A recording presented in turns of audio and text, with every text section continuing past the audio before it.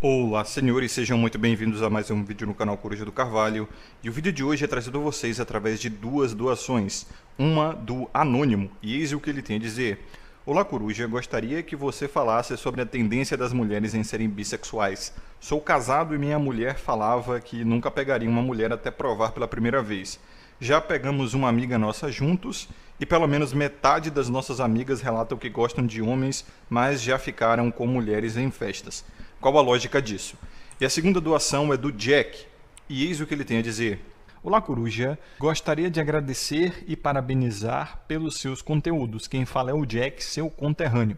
Gostaria de saber o que tem a dizer sobre esse assunto que já venho observando há muitos anos, mas é sempre bom ouvir uma segunda opinião, sobre a inclinação feminina para o sexo a três. Meu jeito de falar com as mulheres sempre é aquele tipo sem julgamentos, então elas ficam muito à vontade para se abrir comigo e até mesmo para as mulheres que já me relacionei, sempre faço a seguinte pergunta: se fosse para fazer sexo a três, qual alternativa você escolheria? Com uma mulher e um homem ou com dois homens? Uma pequena parcela fala que nunca tiveram essa vontade, mas a esmagadora maioria, chuta uns 80%, dizem que preferem se relacionar com uma mulher e um homem no sexo a três.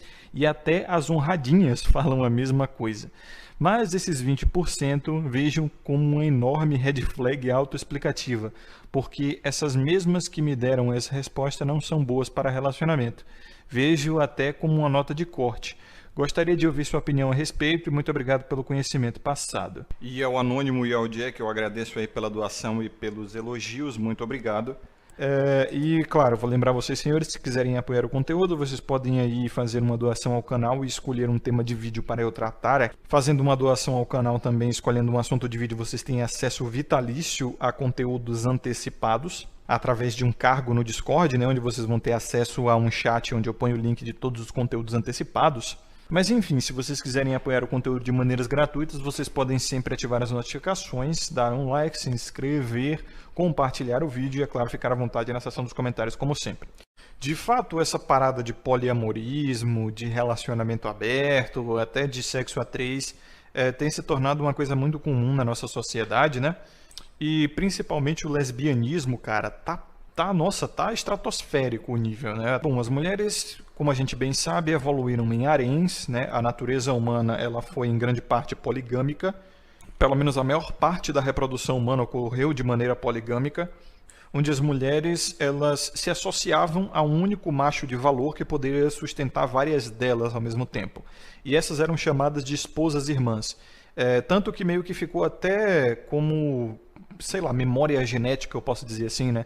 Talvez até uma memória evolutiva de que a fantasia sexual mais comum entre os homens é transar com duas ou mais mulheres, né? Justamente porque todos nós carregamos o DNA, vamos botar assim, né? A memória genética de alfas, né? De homens que se relacionaram com muitas mulheres ao mesmo tempo. Essa lógica só foi mudar de verdade, tá? Com o cristianismo, e olhe lá, assim, mais da Idade Média, com a inserção da monogamia de maneira universal, tá? Claro que haviam muitos casais pobres, né? Camponeses, trabalhadores pobres em geral, onde a monogamia era mais necessária, basicamente por falta de opção. Porque no fim das contas, o homem, se ele tivesse dinheiro, ele ia montar um harém mesmo, e a mulher, se ela tivesse um alfa ultra shed thundercock para se associar e ter que dividir com outras mulheres, ela não se importaria. Até hoje, a grande maioria delas não se importa em dividir um homem quando elas julgam que esse homem é de muito valor, né? Tem até a ver com a questão de que elas preferem homens que são muito requisitados por outras mulheres. Muitas vezes esse cara é feio, muitas vezes esse cara é estranho, mas ele é extremamente requisitado. Isso porque a seleção sexual ela muito ocorre também por um jogo de números, né?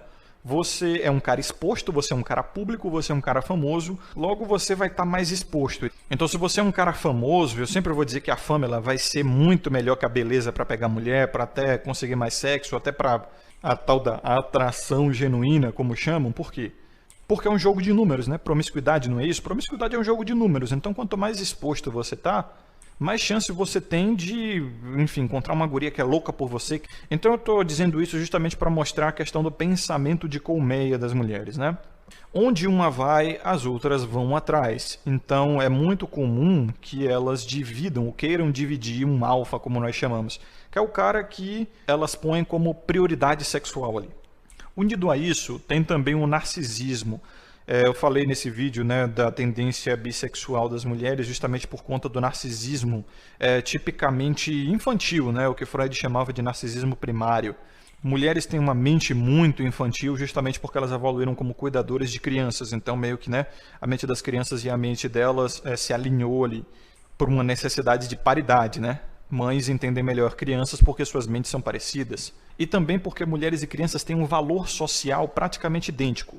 Por incrível que pareça, o valor social das mulheres, principalmente na sociedade de hoje, é maior do que o valor das crianças, né? Só você ver, por exemplo, como a gente fala tranquilamente sobre aborto, como a gente fala de mães solteiras, como se o problema fosse a mãe em si, a mulher ali, né? E não a criança que está sem o pai. O problema do mãe solteirismo é que as mulheres estão em apuros, não as crianças. Então ninguém liga para as crianças, foda-se.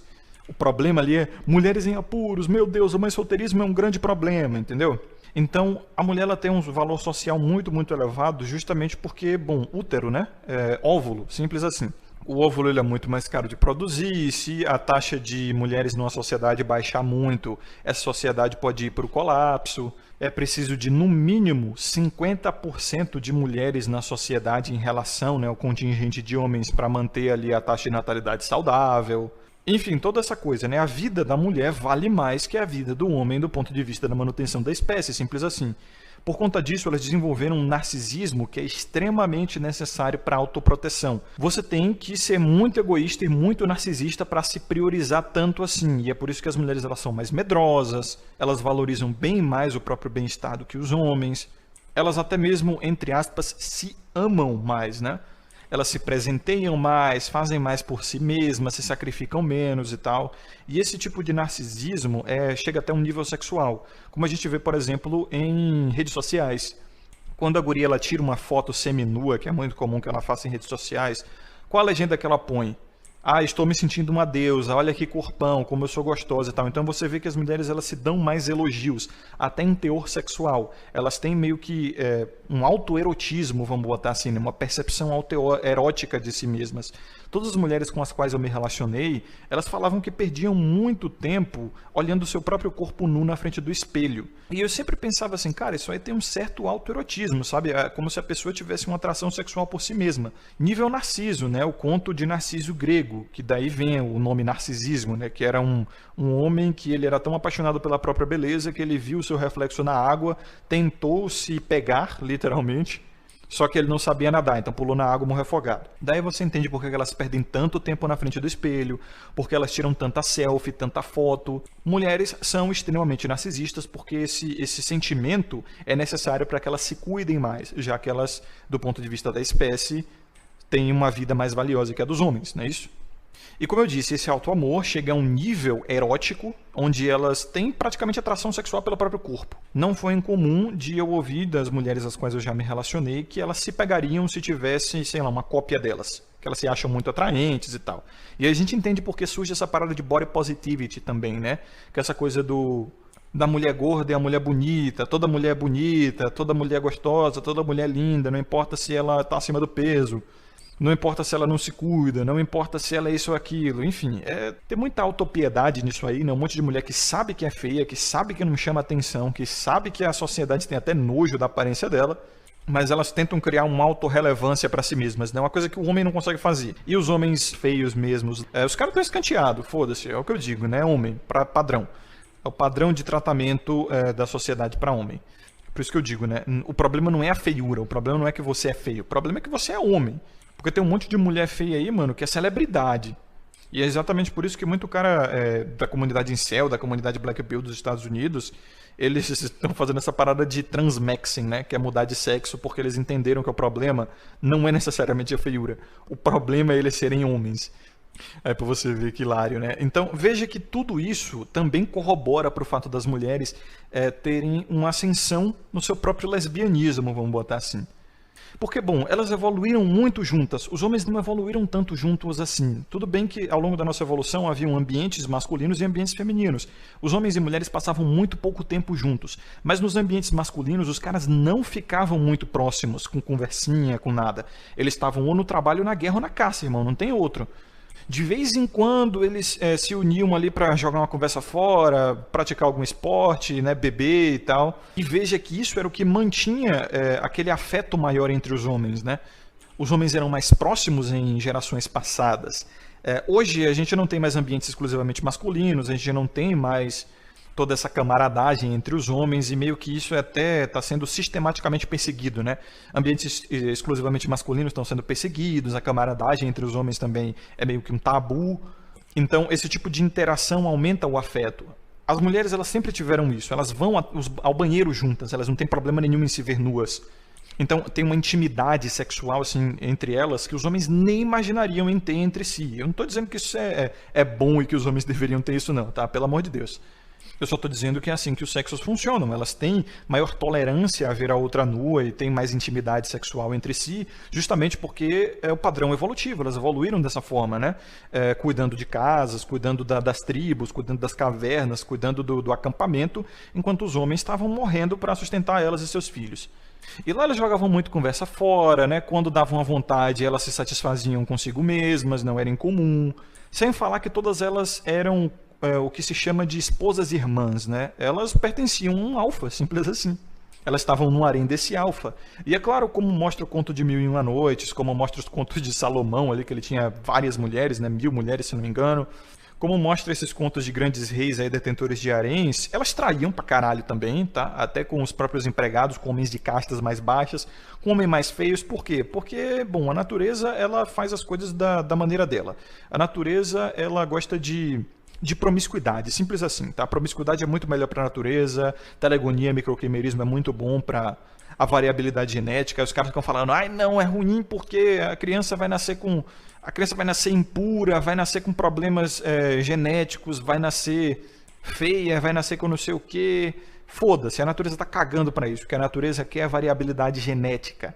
E ela faz as coisas por tentativa e erro, tá? A natureza, a morte é justamente isso, a seleção natural é justamente isso. Nasceu, vamos ver se dá certo, até onde você sobrevive e se você consegue passar seu DNA adiante, chegando à maturação sexual e se reproduzindo. Se não, irmão, falhou, que pena. Se a natureza não fizesse seleção natural por tentativa e erro, ela já teria encontrado a criatura perfeita, né? A mais bem evoluída. Então, para onde eu quero chegar com essa porra toda, com esse argumento todo que parece até meio confuso, uma maçaroca de ideias? É que as mulheres evoluíram em ambientes dominadas por um homem de alto valor, vamos botar assim para elas, né? Junto com outras mulheres que também se associaram a esse homem porque muito provavelmente esse homem era de muito poder. E essas mulheres se reproduziram também muito e meio que nas mulheres de hoje, né, tem essa memória genética. Porque as suas ancestrais se comportaram assim. Aí, unido a isso, tem questões sociais também, lembrando que o ser humano ele é biopsicossocial, tá? A biologia não explica tudo, a despeito do que muito pseudocientista aqui da machosfera vai tentar te convencer. A grande verdade é que tem questões sociais aí também. Qual é a questão social? Vou trazer outra evidência. É o fato de que homem ele está sendo muito ostracizado na sociedade. Então as próprias mulheres já não estão dando valor a homem, né? Praticamente nada em suas vidas, quem dirá no ambiente sexual. Tem a questão também da liberação, na verdade já está a nível de libertinagem sexual aí, né? E isso faz com que as pessoas persigam cada vez mais os seus baixos instintos. E como eu já expliquei a vocês, a espécie humana inteira, seja homem e mulher, tem mais apreço por mulheres do que por homens. Homem é descartável, como eu até expliquei aqui nesse vídeo, né? O porquê mulheres feias estão conseguindo relevância e homens feios continuam aí ostracizados.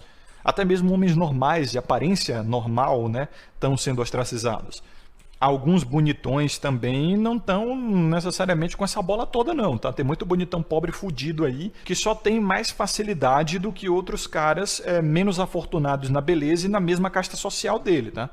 Tem muito maluco sequelado com beleza aqui na nossa comunidade que acha que se você for bonito você é automaticamente rico. Não é bem assim não, irmão. Então é aquela coisa, nossa sociedade é misândrica e ginocêntrica. Logo, o que é que passa na cabeça das mulheres? Mulheres valem mais, mulheres são mais gostosas, mulheres são mais lindas, o corpo feminino é mais belo. Apreciamos mais as mulheres e isso contribui sim para a maior excitação sexual das próprias mulheres com outras mulheres. Aí vamos para questões psicológicas também, as quais eu já expliquei um pouco nesse vídeo e vou voltar a explicar. O fato delas apreciarem tanto o próprio corpo, até por essa questão do narcisismo primário de autodefesa aí que elas têm, quando elas olham os seus corpos na frente do espelho e se sentem gostosas, lindas e tudo mais, a sociedade também diz isso para elas, né? O que é que sugere na mente feminina? Uma atração por corpos parecidos com o seu. Então, assim, ela vê um corpo feminino na frente do espelho e ela sente atração por isso, é óbvio que ela vai ter uma certa atração por outras mulheres também, que também têm um corpo feminino, né? Então, eu sempre percebi que essas mulheres que, como eu disse, né, eu me relacionei, diziam que se tivessem uma irmã gêmea, vamos botar assim, né, uma cópia delas, um clone delas, elas se pegariam, elas tinham tendências ao lesbianismo, elas tinham tendências à bissexualidade. Aí tem o fato também de que, como eu disse, mais uma coisa social aí, né, lembrando, sempre trazendo evidências no tripé humano que é biopsicossocial. Essa coisa da libertinagem sexual faz com que meninas iniciem sua vida sexual cada vez mais cedo. E também é muito comum, foi muito comum ao longo desde a minha adolescência, quando eu comecei a namorar, comecei a pegar as meninas, eu ouvia elas falando, ai, eu perdi o meu bebê com uma amiga. Ai, eu queria beijar o menininho que eu gostava, mas com medo de fazer feio, uma amiga que já tinha beijado, que já tinha as manhas, ela veio e me ensinou a beijar. Então eu beijei ela, assim, pra perder o meu bebê e aprender, entendeu? Beijo de língua, com direito a mão boba e os caralho. Então tem esse fator também muito forte aí, né? Que vem desde a infância, que é o fato delas simplesmente preferirem ficar com as suas amiguinhas, com outras mulheres, do que ficar com um Betinha, né? Um cara normal, um cara enorme. Porque veja bem como é que é a lógica por trás da cabeça das gurias que dizem isso. Isso é, assim, quase todas as meninas com que eu fiquei, elas perderam um bebê com uma amiga. Elas pegam um cara que é um alfinha ali, né, da parada, e o alfa a gente tem essa nomenclatura justamente para dizer o cara que é o prioritário ali na escolha sexual delas. E para não fazer feio com aquele cara, elas não vão apelar para heterossexualidade com betinhas, entendeu? Com caras que são segunda opção. Os prêmios de consolação e tal, elas vão preferir beijar uma amiga para não fazer feio com o carinha ali de destaque, né? E aí a gente vai perceber isso na adolescência, é muito comum isso hoje em dia, né? Ainda mais com positivação sociais nas escolas, nas propagandas, como eu falei. Essa parada de ser bissexual, LGBT e tal, hoje é maneiro, entendeu? Tá na moda, ser descolado. Principalmente para adolescentes e mulheres, que têm uma bússola social muito mais forte. O homem não tem uma bússola social tão forte assim, por vários motivos que eu já expliquei em vídeos também. E aí, é claro, os homens eles também estão se oferecendo muito fácil, muito barato, né? Eles estão se vendendo muito barato e estão chatos, cara. Qualquer coisa que fica muito barata, que tem muita oferta no mercado, ninguém quer mais. Então os caras eles estão muito desesperados, muito desinteressantes. Tem muito betinha por aí, tá ligado? Beta em todos os sentidos, que ele vai ser a segunda opção, ou o prêmio de consolação de uma mulher, ou simplesmente o cara é mangina mesmo, né? Ele é beta de espírito, ele se vende barato. Ele não se prioriza, ele se põe em segunda opção na própria vida dele, e a primeira opção é pegar a mulher, entendeu? Então, esse cara fica desinteressante para as mulheres, elas querem fortes emoções, elas querem um cara mais raro, tá ligado? Simples assim. E aí, cara, eu simplesmente vejo o seguinte, namorar homem, beijar homem, transar com homem, já não tá mais liberando tantas fortes emoções assim, sabe? Uma coisa que ficou simplesmente na rotina para muitas mulheres, principalmente as mais promíscuas. Socialmente também é uma coisa muito normalzinha, não tem aquele senso de proibido, de descolado, de uma coisa nova, de explorar algo novo e tal. Aí junta isso com todos esses efeitos que eu expliquei aqui no vídeo, questões sociais, questões psicológicas, questões evolutivas, biológicas. A compatibilidade sexual feminina a nível bioquímico é tão grande que elas ficam 1 ou 2 meses juntas, o ciclo menstrual delas se alinha, tá ligado? Isso provando que, como eu expliquei, né, isso foi uma estratégia das esposas dos alfas para todas ficarem férteis no mesmo período e o máximo delas engravidarem no mesmo período. Porque se uma engravida em períodos diferentes da outra, a grávida ela vai receber mais recursos e atenção e proteção do alfa, fazendo as outras que não estão grávidas serem ostracizadas, né? É óbvio, o cara ali ele vai priorizar a que está grávida, mais frágil e que vai ter o filho dele. Então, como é que elas lidaram com isso? Vamos alinhar todos os nossos períodos férteis, assim, no momento que ele transar com a gente, todo mundo vai engravidar de uma vez, e aí não vai ter esse problema. Isso também corrobora com o que o Bernardo de Gregório fala dos rituais orgiásticos que aconteciam, né, ao longo da nossa história enquanto hominídeos e até mesmo seres humanos. Até hoje acontece. Então todas elas alinham o período fértil ali para quando chegar o ritual orgiástico, todo mundo engravidar de uma vez e não ter essa de tipo, uma não engravidou, ela merece menos recursos por isso, então deixa ela para lá. Então a estratégia dela foi justamente essa, né? Se todo mundo engravidar junto, ninguém vai ficar com menos recursos, então meio que um comunismo de recursos aí. E é uma coisa também incentivada pra caramba, né? Outra questão social aí, né? Do tripé humano. Quem não quer, né? Que homem não quer fazer uma homenagem? Eu tinha amigos que eram tão focados nessa parada de homenagem que a estratégia deles era namorar mulheres bissexuais pra tentar engatar uma porra de um sexo a três. E aí, com essa positivação, essa normalização aí também social, né? De poliamorismo, essa coisa também de tenho que curtir a vida, né? Você vê que muitas mulheres, elas ficam com esse papo de curtir a vida. E aí quando você vai entender o que é que elas querem dizer com curtir a vida, é basicamente transar, é basicamente sexo, promiscuidade, é dar para o máximo de homens possível e fazer o máximo de coisas absurdas na cama possível. Tem vários exemplos que você pode pegar disso aí, até mesmo você sendo como o Jack aqui, né? Tentando parecer mais liberal para que elas se abram, coisa que o Trunks também muito dizia. Faz aquela estratégiazinha de ser aquele cara liberal, né? Aquele cara permissivo, de não julgar. Cara, e você vai ver elas soltando red flag, soltando red pill, assim, à torto e à direito. A mulher ela é muito camaleoa, né? Ela é muito esperta, principalmente se ela quer te conquistar, se ela quer parecer para você diferente do que ela realmente é. Ela vai mentir. O homem, ele também tem isso, tá? Não tô isentando o homem disso, não. O homem também mente pra conquistar a mulher pra caralho. Não é como se, assim, quando você tece uma crítica ao feminino, você automaticamente está santificando o masculino. Porra, pelo amor de Deus. Vai ter esse cérebro binário aí de 880 na puta que pariu, né? Coisa de brainlet do caralho. É muito comum na nossa comunidade. Porra! Mas a diferença é que quando uma mulher mente, ela acredita muito mais facilmente na própria mentira do que o homem, né? Então é muito mais difícil pegar a mulher na mentira. Então assim, pra concluir esse vídeo, a liberação sexual ou libertinagem, né, que é o que a gente tem hoje, mostrou a verdadeira face das mulheres. Elas são assim e ponto. Na verdade, a gente tá bem longe ainda de destruir completamente os tabus da sociedade como elas mesmas, né, lutam para destruir. Você vê que esse papo progressista, pós-moderno aí é sempre essa coisa de quebrar tabu, destruir envergonhamentos sociais. Ai não, a gente tem que aprender a falar mais disso e daquilo, a gente tem que perder a vergonha, sendo que os tabus eles são necessários para a sociedade, né? As vergonhas são necessárias até para fazer as pessoas se interessarem pelo próprio sexo. Tem que ter um quê de proibido aí, enfim, eu já fiz vídeo sobre isso também, só não lembro qual agora. Então, aí elas estão mostrando exatamente essa tendência natural ao lesbianismo, à bissexualidade, porque a reprodução humana aconteceu de maneira orgiástica pra caralho, entendeu? Tipo, nas primeiras tribos sedentárias, e até mesmo antes do sedentarismo humano, o que é que rolava? Havia um tipo de religião ali onde eles acreditavam que havia uma época de acasalamento. O próprio Bernardo de Gregório fala isso, né? Psicoterapeuta aí renomado no Brasil inteiro. Ele fala assim, que havia um certo momento onde havia o festival da reprodução, vamos botar assim, o festival da fecundação. E aí todo mundo da tribo se reunia para fazer uma suruba, simples assim. E essa parada perdura até hoje, né? É que a gente tem um pouco mais de disfarçatez quanto a isso. Mas você vê casas de swing aí pela Grande São Paulo. Eu nunca vi uma cidade para ter tanta casa de swing quanto São Paulo, velho. Porra, o povo de São Paulo é swingueiro pra caralho. A gente via isso em Grécia e Roma Antiga, nas casas de banho, né? Enfim, porra, toda a civilização fazia isso pra cacete. Inclusive, como festas a deuses, né? Com celebração a deuses. E isso fazia parte da cultura. Ou seja, é meio que um determinismo biológico, vamos botar assim, né? Uma memória evolutiva que acaba criando uma legitimidade para acontecer através da cultura. Daí também a gente entende a ascensão do cuckoldismo, né? Porque tem muito cara agora que tá com vontade de ser cuck, de ver sua mulher sendo macetada por um ou mais caras, e também os 20% que o Jack citou aí, né, de mulheres que preferem fazer um homenagem com 2 caras. Então, senhores, esse é o vídeo, espero que tenham acompanhado até aqui, forte abraço, desejo a vocês sabedoria e consciência sempre que eu coruja e até mais.